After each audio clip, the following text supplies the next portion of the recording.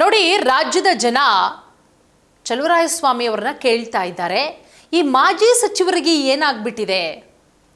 ಈ ಸಚಿವ ಸ್ಥಾನದಿಂದ ಕೆಳಗಿಳಿಸಿದ ಮೇಲೆ, ಡಿ ಕೆ ಶಿವಕುಮಾರ್ ಅವರ ಸಂಪುಟಕ್ಕೆ ಸೇರಿಸ್ಕೊಳ್ದಿದ ಮೇಲೆ ಏನೋ ಒಂದೊಂಥರ ಮಾತಾಡ್ತಿದ್ದಾರಲ್ಲ, ಯಾರನ್ನ ಮೆಚ್ಚಿಸೋಕೆ ಈ ರೀತಿ ಮಾತಾಡ್ತಿದ್ದಾರೆ?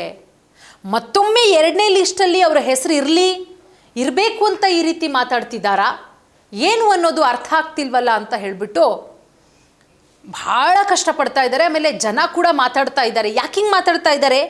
ಮಾಜಿ ಸಚಿವ್ರಿಗೆ ಏನಾಗಿದೆ ಅಂಥದ್ದು ಏನು ಹೇಳಿದ್ರು ಚಲುವರಾಯಸ್ವಾಮಿ ಅವರು? ಅವ್ರು ಹೇಳ್ತಾರೆ, ನಿನ್ನೆ ಸಮಯ ಬಂದಾಗ ಡಿ ಕೆ ಶಿವಕುಮಾರ್ ಅವರು ನಿಮ್ಮ ದಾಖಲೆ ಬಿಡುಗಡೆ ಮಾಡ್ತಾರೆ. ಎಚ್ ಡಿ ಕುಮಾರಸ್ವಾಮಿ ಅವರಿಗೆ ಎಚ್ಚರಿಕೆ ಕೊಟ್ಟಿರೋದು ಚಲುವರಾಯಸ್ವಾಮಿ ಅವರು.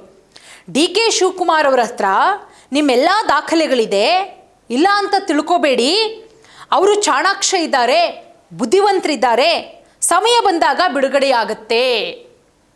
ನೋಡಿ, ಇದಕ್ಕೆ ಸಾಕಷ್ಟು ವಿರೋಧಗಳು ಕೂಡ ವ್ಯಕ್ತವಾಗ್ತಾ ಇದೆ ಚಲುವರಾಯಸ್ವಾಮಿಯವರ ಮಾತಿಗೆ. ಅಂದರೆ ಎಷ್ಟು ದಿನ ಏನು ಮಾಡ್ತಾ ಇದ್ರು ಚಲುವರಾಯಸ್ವಾಮಿಯವರು, ಎಷ್ಟು ವರ್ಷ ಏನು ಮಾಡ್ತಾ ಇದ್ರು?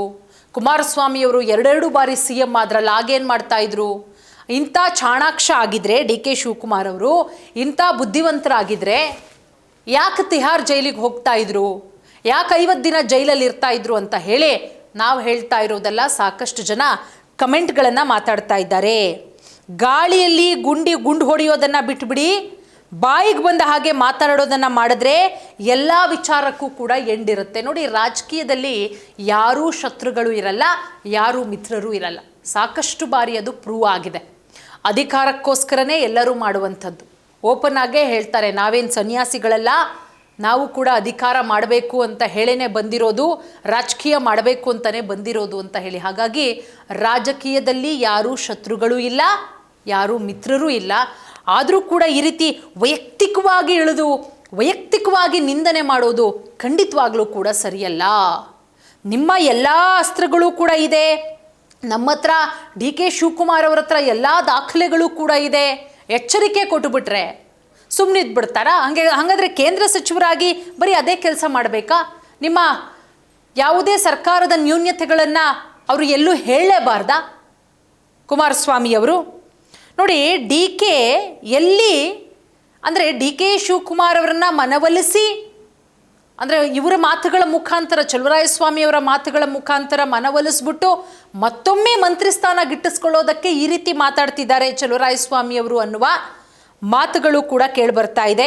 ಅದರ ಜೊತೆಗೆ ಸಾಕಷ್ಟು ಜನ ಚಲುವರಾಯಸ್ವಾಮಿಯವರ ಹೇಳಿಕೆಗೆ ಕಮೆಂಟ್ಗಳನ್ನು ಮಾಡ್ತಾ ಇದ್ದಾರೆ.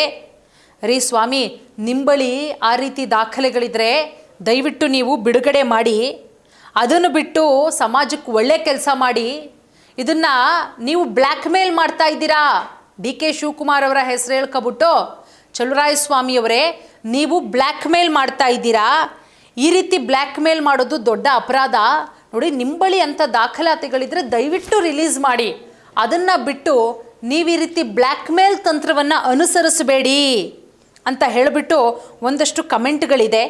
ಹಾಗಾಗಿ ಚಲುವರಾಯಸ್ವಾಮಿ ಅವರಿಗೆ ಓಪನ್ ಆಗೇ ಚಾಲೆಂಜ್ ಮಾಡ್ತಾ ಇದ್ದಾರೆ. 2028ಕ್ಕೆ ನಿಮ್ಮ ಕ್ಷೇತ್ರದಿಂದ ಗೆದ್ಕೊಂಬನ್ನಿ ನೋಡೋಣ.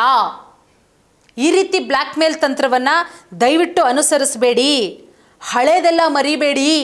ನೀವು ಕೂಡ JDS ಪಕ್ಷದಲ್ಲಿದ್ದಂಥವರು ಚಲುವರಾಯಸ್ವಾಮಿಯವರೇ, ಹಳೇದೆಲ್ಲ ಮರಿಬೇಡಿ. ನೀವು ಹೇಗೇನೋ ಕಾಂಗ್ರೆಸ್ಸಿಗೆ ಬಂದು ಮಂತ್ರಿಯಾಗಿ ಮಾಜಿ ಆಗಿದ್ದೀರಾ ಈಗ.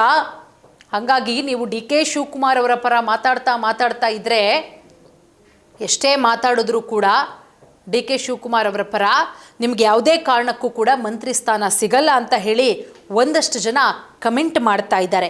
ನೀವು ಕೂಡ ನಿಮ್ಮ ಅಭಿಪ್ರಾಯಗಳನ್ನು ಕಮೆಂಟ್ ಮಾಡಬಹುದು ಚಲುವರಾಯಸ್ವಾಮಿಯವರ ಹೇಳಿಕೆಗೆ. ಇನ್ನೊಂದಿಷ್ಟು ಜನ ಹೇಳ್ತಾ ಇದ್ದಾರೆ, ನೀವು ಮಂತ್ರಿ ಆದ್ರಲ್ಲ, ಏನು ಕಡಿದು ಗುಡ್ಡೆ ಹಾಕಿದ್ರಿ, ಒಂದಷ್ಟು ಹಗರಣಗಳು ಬಂತಲ್ಲ ಕೃಷಿ ಇಲಾಖೆಯಲ್ಲಿ, ಹಂಗಾಗಿದೆ ಹಿಂಗಾಗಿದೆ ಅಂತ ಹೇಳಿ. ಚಲುವರಾಯಸ್ವಾಮಿಯವರೇ, ಅದಕ್ಕೆ ಉತ್ತರ ಕೊಡಿ. ಒಂದಷ್ಟು ಜನ ಕಮೆಂಟ್ಗಳನ್ನ ಮಾಡ್ತಾ ಇದ್ದಾರೆ.